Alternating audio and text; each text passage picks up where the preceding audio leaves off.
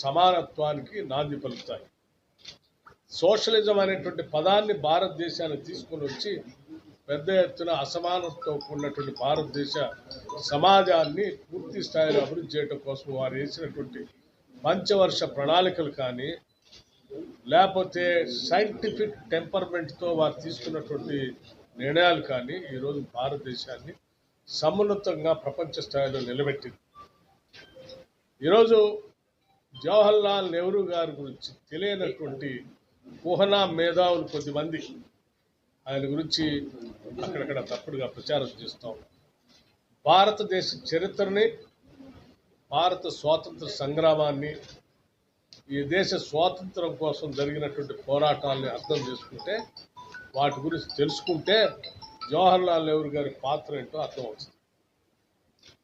ఉన్నతమైనటువంటి కుటుంబంలో పుట్టి దాదాపు ఒక దశాబ్ద కాలం పైబడి ఈ దేశం ప్రజల కోసం జైల్లో మగ్గినటువంటి గొప్ప మహానుభావుడు ఆయన. అటువంటి జవహర్లాల్ నెహ్రూ గారు ఈ దేశానికి తొలి ప్రధాని కావటం ఈ దేశ అదృష్టంగా భావిస్తూ ఉన్నాం.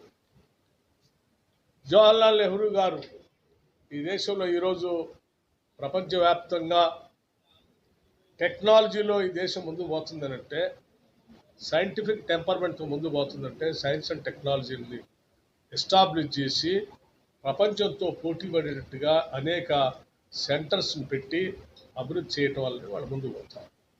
లేకపోతే కొన్ని మూఢ విశ్వాసాలతో కూడినటువంటి వాళ్ళు సైంటిఫిక్ టెంపర్మెంట్ లేకుండా ప్రపంచంతో పోటీ పడకుండా ఉండేటువంటి వాళ్ళు ఈ దేశాన్ని అభివృద్ధి చేయగలిగేటువంటి వాళ్ళు కాదు.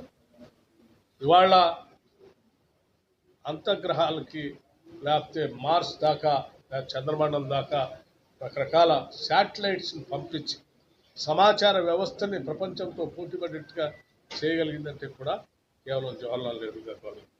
విద్యా విధానం పైన కానీ, లేకపోతే వ్యవసాయ రంగం పైన కానీ, లేకపోతే పారిశ్రామిక రంగం పైన కానీ, ప్రభుత్వ రంగ సంస్థలతో వ్యవస్థని, ఆస్తుల్ని, వనరుల్ని దేశానికే ఉంచాలనేటువంటి ఆలోచనతో వేసినటువంటి పునాదులే ఈరోజు దేశాన్ని బతికిస్తున్నారు. వాళ్ళ మోడీ గారు లాగా, జవహర్లాల్ నెహ్రూ గారి టైంలో మోడీ గారు లాంటి వాళ్ళే ప్రధానమంత్రి అయి ఉంటే ఇవాళ ఏ ప్రభుత్వ రంగ సంస్థ ఏర్పడేది కాదు, సైంటిఫిక్ టెంపర్మెంట్ ఉండేది కాదు. మొత్తం ఒక మూఢ విశ్వాసాలతో ఈ భారతదేశం ఎంతో వెనకబడిపోయి ఉండేది.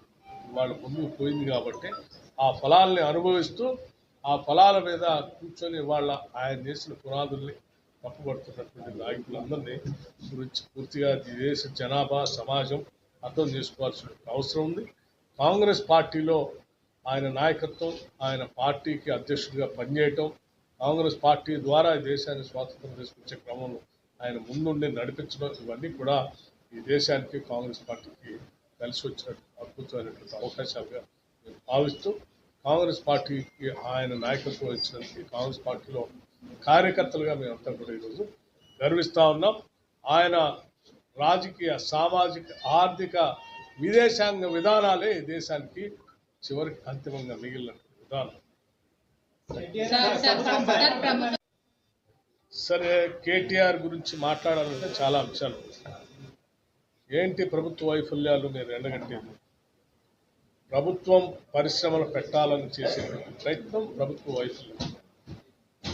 లేకపోతే రాష్ట్రం తెచ్చుకున్నదే నిరుద్యోగ యువతి యువకులు ఉద్యోగాల కోసం, వాళ్ళకి ఉద్యోగాలు కల్పించడం కోసం పబ్లిక్ సర్వీస్ కమిషన్ని ప్రక్షాళన చేసి క్యాలెండర్ ప్రకటించి నిత్యం ఉద్యోగాల రిక్రూట్మెంట్ చేయటమే ప్రభుత్వ వైఫల్యమా?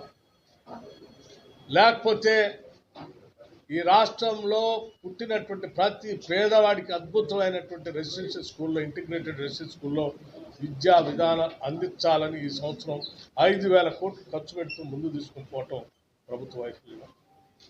అసలు ఈ దేశ చరిత్రలో ఎప్పుడు జరిగినట్టు విధంగా 18,000 కోట్లని ఒకటేసారి కేవలం 15 రోజుల్లో ఏ రాష్ట్రంలో జరగలేదు. 18,000 కోట్లు రైతు రుణమాఫీ పేరు మీద వేసినట్టు ప్రభుత్వ వైఫల్యం. లేకపోతే మీలాగా 1,00,000 రూపాయలు రుణమాఫీ చేస్తా అని మొదటి 5 ఏళ్ళు 4 దఫాలుగా చేసి, రెండో 5 ఏళ్ళు అసలు చేయకుండా వదిలేసి, అరకొరగా చేసి వదిలేసినట్టుగా మేము చేయకుండా 18,000 కోట్లు చేయటం మా వైఫల్యం.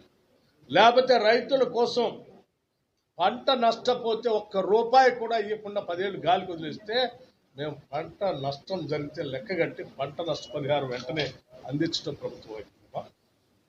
లేకపోతే పంట నష్టం జరిగితే వాళ్ళకి ఇన్సూరెన్స్ చేయాలి, ఆ ఇన్సూరెన్స్ డబ్బులు ప్రభుత్వమే కట్టాలని చెప్పి రైతుల పక్షాన ఈ ప్రభుత్వం క్రాప్ ఇన్సూరెన్స్ కట్టడం ప్రభుత్వం అయిపోయిందా?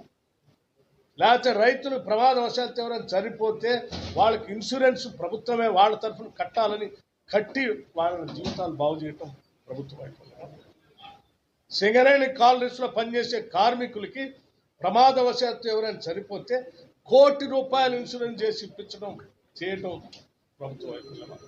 ఇవన్నీ ప్రజల కోసం మేము చేసే పనులు ప్రభుత్వ వైఫల్యంగా మీరు భావిస్తే చాలా దుర్మార్గం చేస్తున్నారు. నంబర్ 1.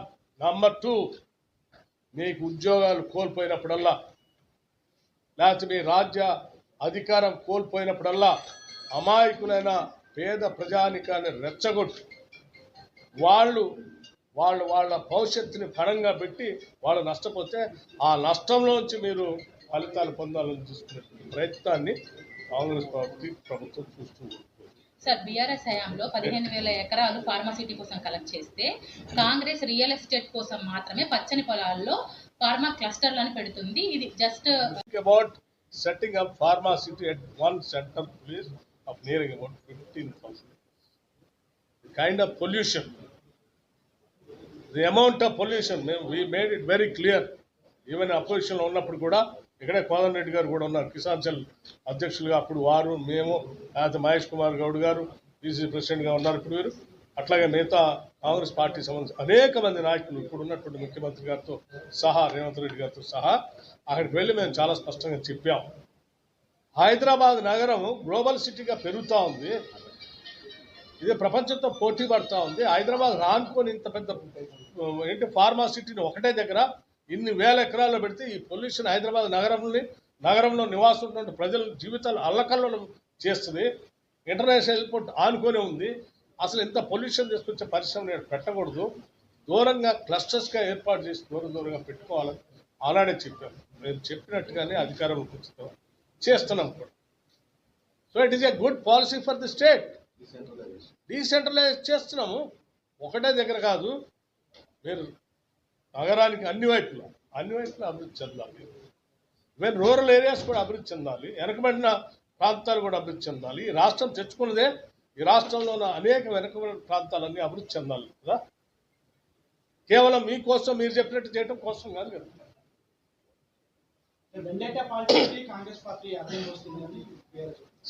అలా చేసి ఉంటే ఇప్పటికల్లా ఈ సంవత్సర కాలంలో ఏం జరిగేదో మీరు చూసుకుంటారు. కాంగ్రెస్ గవర్నమెంట్ చాలా డెమోక్రటిక్గా ఉంది, అత్యంత ప్రజాస్వామ్యయుతంగా ప్రతిపక్షాలను గౌరవించాలని మీరు చెప్పాల్సింది ఏదున్నా చెప్పండి, మాట్లాడండి, అసెంబ్లీలో మాట్లాడండి, బయట మాట్లాడండి, సెక్రటేరియట్ రండి, రిప్రజెంటేషన్స్ చేయండి, పిటిషన్స్ చేయండి, ప్రజల పక్షాన కాగితాలు ఇవ్వండి, మాకు తెలియని ఉంటే మీరు చెప్పండి, మేము చేస్తామని కూడా చాలా స్పష్టంగా చెప్పారు. ఏమి ఇంతవరకు ప్రతిపక్షంగా మీ పాత్ర మీరు అసలు పోషించారు? ఎప్పటివరకు ప్రతిపక్ష నాయకుడు అసెంబ్లీలో వచ్చి ఏమన్నా ప్రజల సమస్యల గురించి ఒకసారి మాట్లాడినా